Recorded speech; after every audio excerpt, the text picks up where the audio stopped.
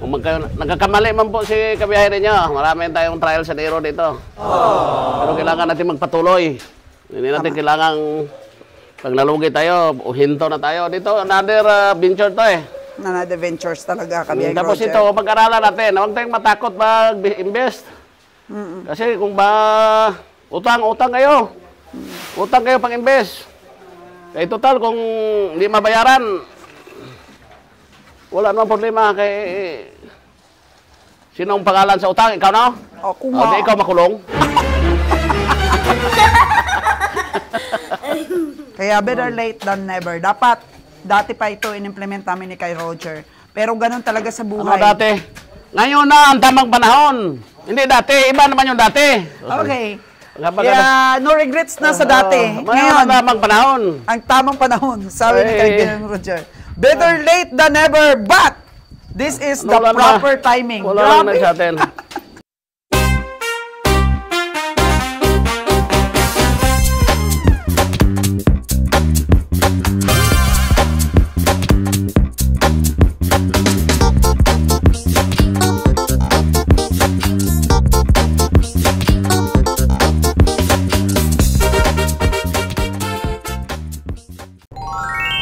Hello, good morning mga kaganang buhay. Kasama ko ngayon ang newlywed. Hello Tracy. Tsaka si Noy.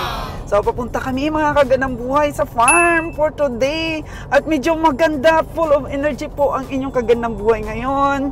Dahil marami pong nagpaabot sa atin ng message na ang paborito daw nila ang YouTube channel ay mukhang hindi na active, umiri mga kagandang buhay, kaya na-miss daw nila. Kaya sa pagbabalik vlogging po na inyong kagandang buhay, update po tayo after the typhoons, kung ano na po yung mga kaganapan, kung ano na po yung mga nagawa na ni Engineer Noynoy doon at ng papa niya doon sa farm natin mga kagandang buhay. Kaya welcome back. At sana po i-subscribe din ninyo or i-follow ninyo ang ating FB page. Di ba Trace? Ang FB page po natin, Source Gandang Buhay. I-follow ninyo dahil magpo-post po ako lagi doon ng mga short videos tungkol po sa ating mga alagang hayop at mga business tips po sa ating mga tindahan. For 3 years po mga kagandang buhay na nag-vlogging ako. So, almost mga kaganapan sa pamimili namin ng mga hayop sa Negros ang napanood po ninyo. Tapos, mga business tips natin sa mga tindahan natin. So, actually, ang daming nangyari. At medyo naubos po yung energy natin doon. Pero, mga kaganang buhay, hindi ibig sabihin na hindi tayo magpapatuloy. Medyo mahirap naman talaga sa umpisa, di ba? Kaya, ang pagmamanukan namin ngayon ay, syempre, gusto ko pong i-journey na naman sa inyo, mga kaganang buhay, dahil mula sa pagpagawa ng ating building at saka paghanap ng supplier ng ating mga RTL, pag-aalaga para maging productive, subaybayan po ninyo lahat yan mga kagandang buhay. So itong first building natin ay kung napanood ninyo yung ating mga vlogs na i-upload na natin, ay para po talaga ito sa babuyan. So, naisip namin na lagi kaming pumupunta sa Batangas. Like, kanina pong madaling araw ay lumayag si Manager Bio at saka si Ulong, mga kaganaboy, papunta ng Batangas para mag-pick up ng itlog. So, naisip namin na pwede pa rin naman na pumick up kami ng itlog habang paunti-unti na ginagawa namin ang ating manukan at maging productive na po mga kagandang buhay. So dahil sa demand ng itlog, siguro kaya namin ipaubos more than 500 trays a day. Lalo na po pag makilala tayo na meron ng sariling poultry dito, paunti-unti paramihin natin, mas dadami pa po. Siyempre mga kagandang buhay ang ating mga customer. So, for this video, sana masubaybayan ninyo ang ating pag-uumpisang muli at pagbangon mula sa mga failures natin. Di ba? Failures talaga. Engineer Noynoy yung nangyari sa atin sa Negros. So kaya mga kaganang buhay, it's another journey na kapulutan ninyo ng aral, lalo na po sa ating mga OFW na gusto na pong mag-for good dito po sa Pilipinas. At sa akin pong mga subscriber na mahilig po sa hayop, mahilig sa farming, darating tayo dyan sa marami po tayong aalagaan kasi ang business permit po nitong ating farm ay Solteda Integrated Farm. So, ibig sabihin integrated farm, maraming klase ang aalagaan natin. Actually, si Engineer Noynoy, nag-umpisa na po sa babuyan. Oo, nakapagbenta na siya at ngayon, another batch na naman. So, kailangan lang talaga na ang experience natin ma-share. Kasi kami, tumitingin din kami at nanonood sa mga ibang vlogger din kung ano din yung mga ups and down nila, kung saan sila nagkamali, na naitama nila. Kaya ganun din tayo. Napakahirap mag-umpisa. Kasi ang hirap maghanap ng RTL, mga kaganang buhay. Oo. Kaya nakakita na kami ng aming supplier at ipapakilala ko rin po sa inyo, mga kaganang buhay, para kayo din po ay makinabang din. Oo, kasi alam nyo ba na naglibot din kami dito sa lugar namin ng mga nakauna na nag-RTL. Wala kaming nakuhang information o nag-share sila ng saan sila kumukuha ng RTL, kung paano sila nagpagawa, kung sino yung supplier nila ng cage. Wala, mga kagandang buhay. Alam nyo naman na ang team namin ay hindi maramot sa mga idea na ganyan. Kaya isipin nyo na lang, sasabihin nila, ay, lalaki yung ano namin, ang competitors, o dadami yung mga competitors natin. Pero isipin nyo po ito, mga kagandang buhay. Oo, truck nga po yung taga Batangas maghakot dito ng itlog sa Aklan. Truck yan, malakas po kumain ng itlog ang mga kababayan natin. Oo, why not? Why not po na magtulungan tayo para dumami din po ang mga racers dito, 'di ba? Sa Batangas, mga kagandang buhay, yung mga bahay doon, naku, ang lalaki, puro asinsado sa farming. Kaya eto na naman po tayo. Magbibigay naman po ng mga tips and advices at marami na naman po magagalit sa atin. Pero inspired po ang inyong kagandang buhay ngayon, oh. Meron na kaming team ulit. So sana mga kagandang buhay, para gumanda ang buhay natin, magtulungan. O share lang. Huwag tayong gumaya doon sa iba na napakaramot ng mga ideas. Diba? Ang dami na. Ang dami ng mga YouTuber, mga kagandang buhay, ang nagsishare din ng mga ano nila, mga experiences para matuto tayo. Kaya yun ang gayahin natin. Diba? Huwag tayong matakot na dumami yung mag-aalaga. Maganda nga yun. Maganda nga yun para umasinso po ang lugar natin. Meron nga po ako nakausap na isang may-ari ng poultry sa Batangas. Sabi niya, nung nag-inquire ako, nung medyo mahirap po kumuha ng itlog doon sa Batangas, wala laging stocks yung mga poultry na pinagkukunan namin. Yun, naghanap ako dahil nakausap ko po yung isang may-ari ng poultry. Sabi niya, Madam, taga-Aklan ka pala. Sabi ko, bakit ma'am? Taga-Aklan din ako. Sabi ko, ma'am, bakit hindi ka magpatayo dito ng poultry sa atin? Kulang po yung itlog natin. Diyan pa kami kumukuha sa Batangas. Sabi niya, ayoko. Kasi diyan sa Aklan, hindi tanggap ng mga tao ang poultry. Kunting amoy lang, puro sakit sa ulo. Puro pabarangay, puro likramo. Ganyan, mahirap po invest diyan sa lugar natin. Sabi niya, mas maganda dito sa Batangas dahil puro halos nag-aalaga ng manok dito ay walang sakit ng ulo, sabi. Kaya medyo nanghina ako doon sa sinabi niya, mga kagandang buhay. So, pero doon na tayo sa positive side, no? Kasi mai-educate din naman ang mga tao dito na may pera talaga sa farming. Oo, kung walang maglakas loob, marami nang sumusubok, mga kagandang buhay. Marami na rin may mga poultry dito. Oo, pero hindi pa kalakihan. Hindi pa kalakihan kasi nga marami silang na-encounter na mga likramo.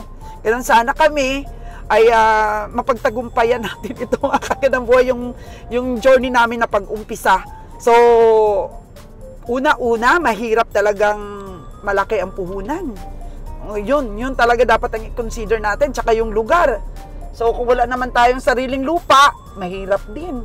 Kaya ang pag-umpisa nitong business na to, lakas ng loob lang, lakas ng loob, tsaka gabay ng Diyos. Kasi hindi ka naman makakakuha ng supplier na maganda, mga kaganang buhay, kung hindi ka gagabayan ng Diyos. Kailangan natin ng gabay para po may sakatuparan ng maayos yung mga gusto natin, na may maganda tayong motibo. Lagi rin naman kasing pinagpapala, mga kaganang buhay, yung mga plano ng isang tao, kung maganda po talaga ang motibo. Kaya dito na kami sa farm namin. Grabe, ito na nga eh. Hindi talaga mapigilan yung buganga ng inyong host, mga kaganang buhay, pag talagang ganado mag-vlogs, di ba?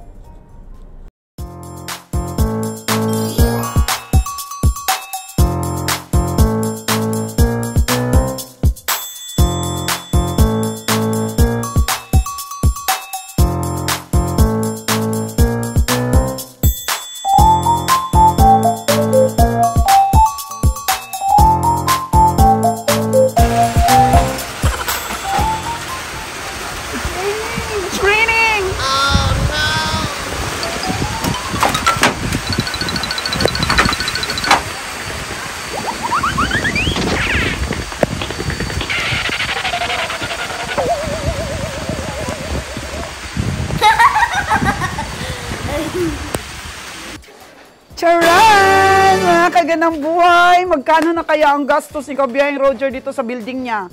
Na supposed to be babuyan, pero kinonvert po natin sa manukan. Alam naman natin na ilang bagyo ang dumaan. Kaya mahirap mag-construct nito, dahil tingnan niyo po ito mga kaganang buhay, oh. Meron po kasing tubod, di ba? Merong busay. Ano ba yan sa Tagalog, mga kaganang buhay? May waterfalls. Ay, waterfalls.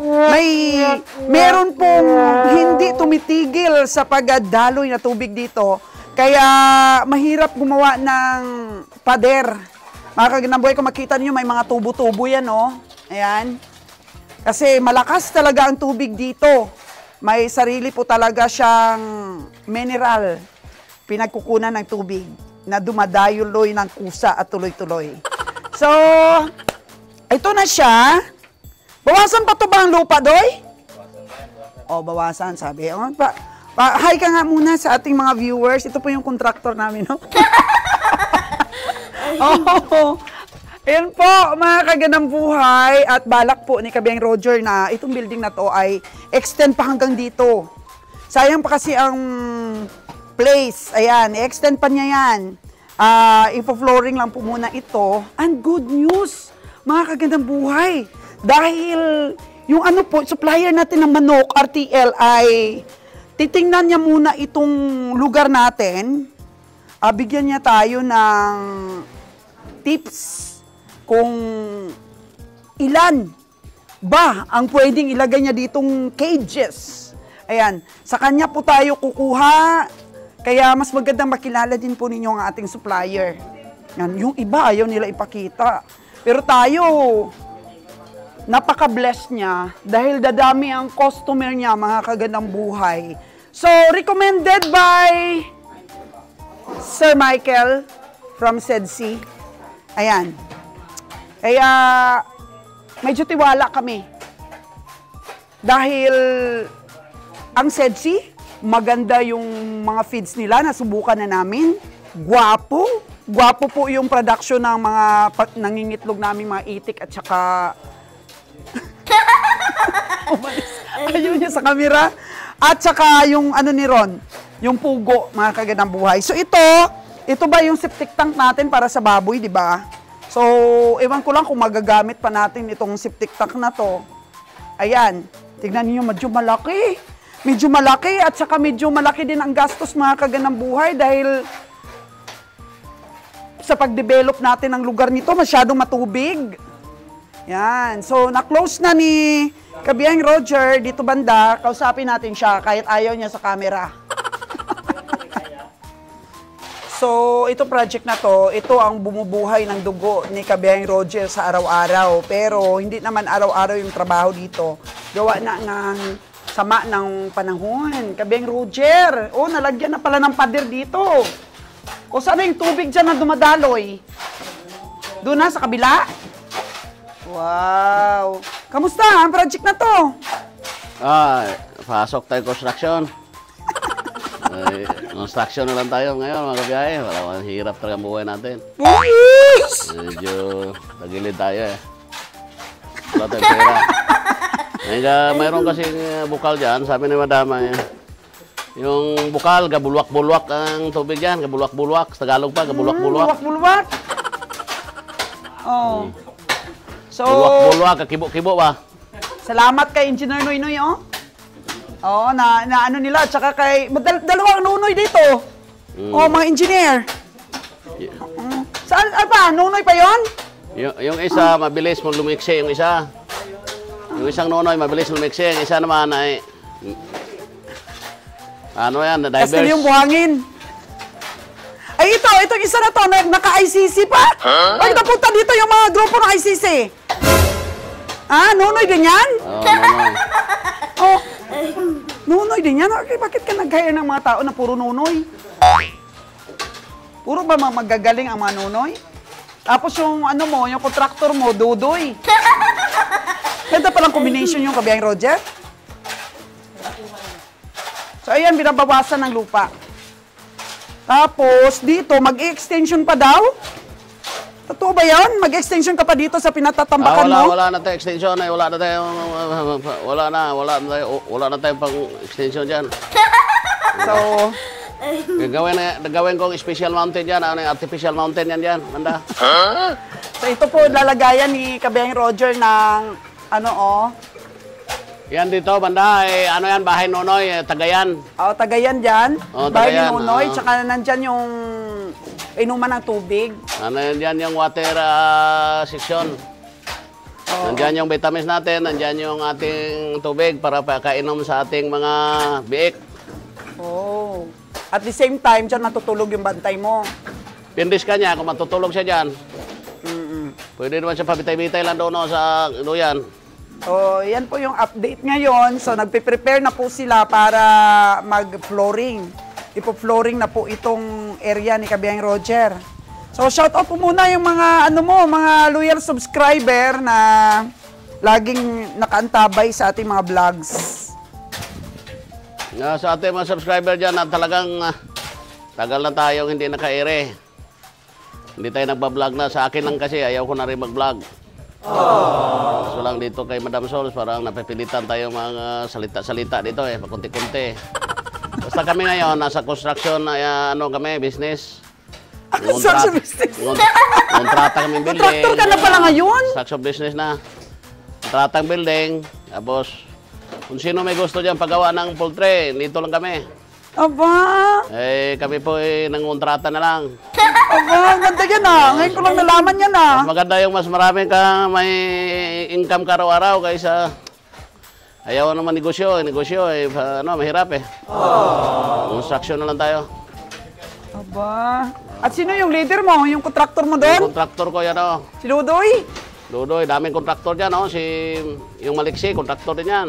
Aba! Grabe Ganun yung ang team buhay mo ngayon natin. Tapos magtatanim tayo ng mga gulay. Dito. Sa lugar natin. So, hindi pa na-flooring mga kaganabuhay kasi nga grabe yung kalkal ng lupa dito. Kasi sabi nila, mahirap daw i-develop itong lugar ni Kabihang Roger. Pero ngayon, na-develop and yung tubig, i-preserve po natin yung tubig na yan, mga kaganabuhay. At gagawa tayo dito ng alagaan ng hito, alagaan ng isda dyan sa baba. Ano talaga natin ito, pagandahin tong lugar na to. So, after this, kapag nagkaroon tayo ng puhunan, nakahanap tayo ng uutangan, magpagawa ka pa doon sa taas ng another building? Iba yung paggawa ko. Gagawa ko dito ng swimming pool. Malaking swimming pool. Tapos doon sa gilid, alam nyo, matirek, gawan ko ng slide. Kung doon sa ilalim, gawa ko laking swimming pool, parang water, parang gagawa kong parang water world. Water world, grabe. Nasa katinuan pa ba ito, Tracy, yung tatay mo na to? Yan, may swimming pool dyan, laki. Tapos may slide ang pagkalaki, galing daw sa bundok. May slide, diretso na swimming pool. Abaw, grabe. Bakit? Pwede naman gawin yan eh. Made to order rin, dada. Oo, talagang kung gusto lang nila mag-slide, dito lang yung makikita ang slide na mahaba. Galing doon sa bundok. Grabe yung mga plano ng kabiyahe natin. Kaso lang, dapat may helmet. Oh, may helmet. Pati yung bayag mo, may helmet rin, baka mapusa. Puro talaga, Gawin ko itong water world dito. Palang araw, makakita Puro talaga kabuangan. Expose na dito. Tawagin ko mga kaibigan ko dyan, sila Jojo Balispin, daling ko rito. Jojo! Sa Dejimer, papuntahin ko rito. Opo! Aligo lang. Tsaka mamingwit dyan sa mga isda mo. Dito, may isda dito. Tapos ang pagkain ko sa isda ko, tayo ng manok. Para mataba. Para masarap. Para mataba. Sobrang taba. Tapos binta ko sa palengke. Ay, grabe. Grabe, scientist ka talaga, Kabiyay Roger. Walang tapon yan. Pati tayo kakainin din ng Wala, scientist ka talaga. Yung tayo nagagawang pera. Yung ng dumi na kasi ng manok, parang page rin yan. Siyempre page yan. Sa ano yan. Ay page ang kinakain. Ay page din yung tayo. Ayan po, papantayin nila yung lupa para ma-flooring na natin ito. Noy, maliksi! Mga kailan ito mapo-flooring? Ha? Bukas? Bukas na mapo-flooring na natin to?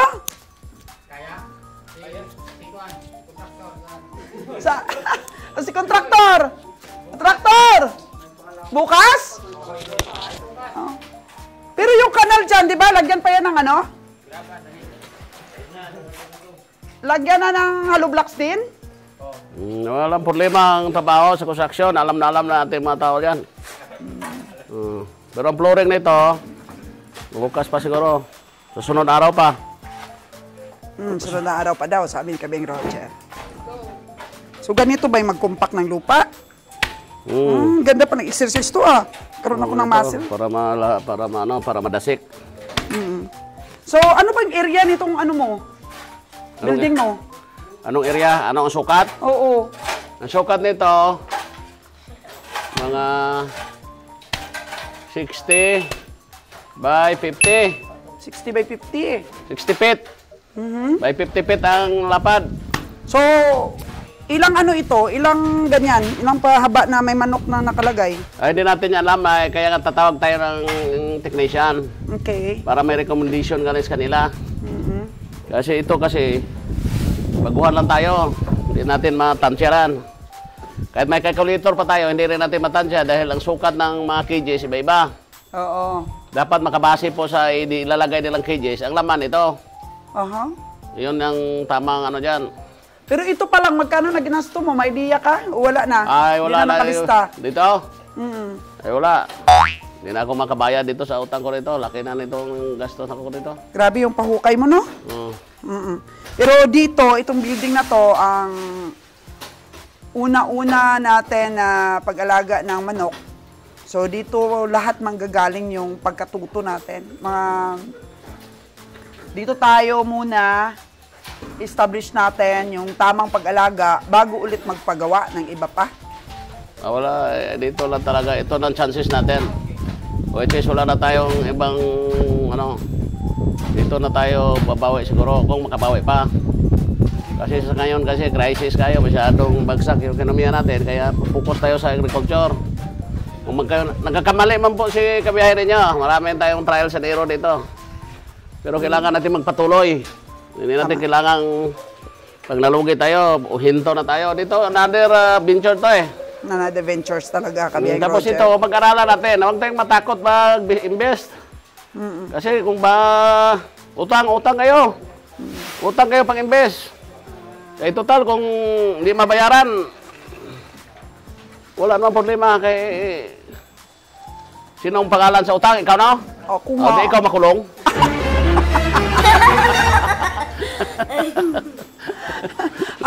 Pangalan ko lahat eh. Pangalan ko lahat yung bangko eh. Maganda, kaya nga nano ko yan, sa kayo lahat pangalan.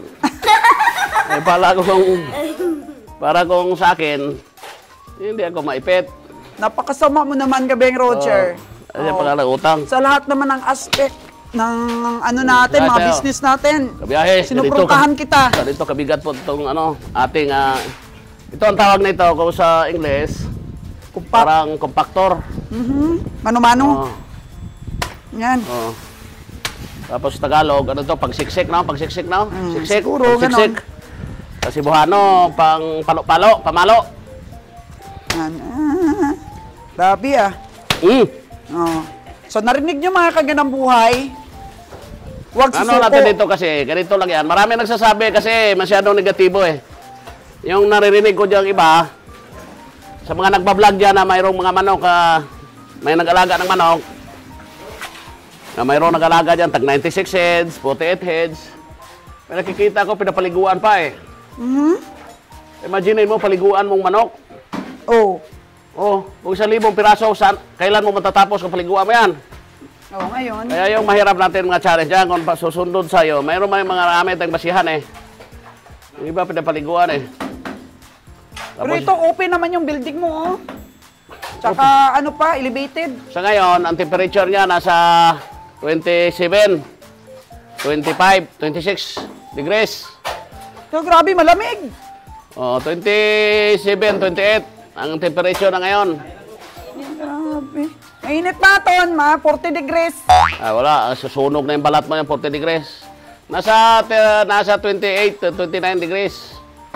Pero pag may manok na ito, papatak ito ng mga 32. Ang kailangan natin habulin temperature, 30 degrees. Oh, yung habulin natin para Lagyan mo ng mga electric fan dyan. 30 degrees ang ating habulin. Dapat ma-maintain natin ang 30 degrees na temperature dito sa loob. So, dito lang, oh, dito. Kaya mayroon tayong mga exhaust. Ito yung exhaust sa gitna. Yeah. Exhaust. Tapos mayroon din mga exhaust sa gilid. Open. Tapos Ito, open. fully open to. Fully open. Bababa lang yung trapal. Yun, mayroong sentada doon para yan sa pagpa-protection ng building natin. Oo. Para ma-minimize kung mayroong paggalaw, mapipigilan niya. All yan eh. Yeah. Dito, wala rin dito. Open din yan. Ganun lang yung ginawa natin. Simple lang. Basta ang highlights ng vlogs natin ngayon, kahit anuman na pagsubok sa business, nalugi man tayo, dumaan tayo ng matinding stress, tuloy pa rin, maghanap pa rin ng alternatives or ibang mga ventures na talagang yung iba kasi mga tao, Kabeng Roger, nalugi sila sa isang negosyo, natakot na ulit na magsubok ng iba pa. Kasi dito, maraming takot. Kahit ako isa na ako natakot eh. Kaso lang wala ko choice dito. Ito kasi yung first love namin, agriculture. Yes. Mag-alaga ng buhay na manok. Buhay na baka. Talaga. Buhay na mga kambing. Wala eh. Yun ang gusto namin. Pero dito, fast moving kasing itlog. Fast moving talaga. Oo. Sa Batangas pa tayo kumukuha. Tapos kasi malaki kasi kaming traders ng itlog. Perfect talaga ito sa Kaya atin. kailangan lang namin magkaroon ng sariling production para hindi na kami lalayo, tatawid ng dagat. Ngayon nga, ang truck namin nasa tawid ng dagat eh. Oo. Tawid Better dagat. late than never, mga kaganabuhay. Yan po yun. Better late than never. Kasi dapat, egg trader kami, malakas kami magpaubos ng itlog. Dapat noon pa namin ito establish. Okay naman yung kung traders ka lang. Ang bentaha doon, kung traders ka, nabibinta mo na yung, bumili ka, tapos ibinta mo, buy and sell ka, traders. Ay, iba ito eh. Iba ito. Dahil mayroong Nagtitake ka ng risk. may mga risiko ito eh. Yeah. Ay, sa itlog, bibili ka lang, magbibinta ka lang. Dito, may namamatay. Dami ditong, May malaki ang puhunan dito. malaki ang punan. Kaya better late than never. Dati pa ito in-implement namin ni Kay Roger. Pero ganun talaga sa buhay. Dati? Ngayon na ang tamang panahon. Hindi dati, iba naman yung dati. Okay. Yeah, no regrets na sa dati. Ngayon ang tamang panahon. Ang tamang panahon, sabi ni Kay Roger. Better late than never, but This is Ano, the wala na. proper timing. Wala lang Grabe. late sa atin. Walang late sa atin. Puro ito puro bago. Walang late. Wala, sa business kasi walang salitang late. Puro bago. Kasi mag-umpisa tayo. Umpisa. Patuloy mag-aral. Dito, pag-aaral din dito. Maaari ka rin ditong malugi. Kaya ready ka all the time. Kasi itong sa area na ito namin, maliit lang naman, pero i-compress namin yung building. May distansya siya na 10 meters. Every building, may 10 meters na gap. Kasi paggawa pa si Itong gap na ito, na 10 meters, taniman ko yan ng mga simuan, mga kalamansi at saka saging. Isang diretsyo na saging line niya, dikit dito para ang saging kasi malakas siyang sumipsip ng Amoy. carbon. Mga ammonia natin ito, malakas kasi ang ammonia ng manok, kaya higupin niya. So ito, dahil kinonvert lang naman ito, babuyan to manukan, ay hindi po masyadong perfect itong building na to. Pero yung dalawa doon ay papagawa pa namin, yun na siguro yung perfect na. Okay. Okay, Nay. Tama na, Nay. Salige? Okay. Ano na lang natin, Bax? Grabe mga kaganabuhay, yung mga trabahante natin, puro mga kontraktor. Puro mga boss. Kaya yan o. Boss, boss. Dito kasi sa ganitong trabaho, mangontrata. Kung mayroon kayo pagkontrata, kami nangontrata rin. Opo. Kaya kung mayroon kayo paggawa sa atin dyan mga kaibigan, malalapit na bayan yan. About building, marunong kami gumawa. Marunong talaga kasi si Kabeng Rojo nag-engineer ng bahay namin. Itong area na ito, kung nakikita nyo before, hindi Sa mga ito vlogs. dito mapakinabangan area. Di talaga. Kasi itong area na ito, parang sobrang, itong area na ito dati, no? Ning malikot, aning ang tawag noon. Oo. Tapos, daming, kaya lang, malaki lang gastos ta. Pero at least napakinabangan yung lupa na... Ito na lang, no, sa ngayon, yan na. Babay muna sa ating, sa ating mga, dyan, kaibigan, sa ating mga, sa subscriber ko dyan, sa Manila.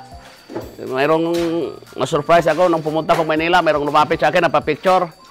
Kaya, yun ang iniiwas-iwasan ko mag-vlog, baka dumami ang papicture sa akin eh. Babay muna sa ating mga subscriber dyan, mayroon dyan si Angelo Bugas, kay Robert Chubira. Kaya sa atin dyan, kaibigan, si Fred Arsenio dyan sa San Lorenzo Village sa Makati. Atin dyan mga kaibigan dyan sa Forbes. Sa Forbes subdivision sa Makati, mayroon tayong mga grupo, mga kaibigan dyan. Good morning sa inyo, Ito na naman sa kabiyahin nyo, padaldal-daldal naman. Kaya... Ayaw pa kanina, ayaw mag-vlogs. Okay na, Inagaw na yung pagkakataon sa akin. Babay sa inyo, babay mo na. Pa ako dito, magkakumpak pa ako dito eh.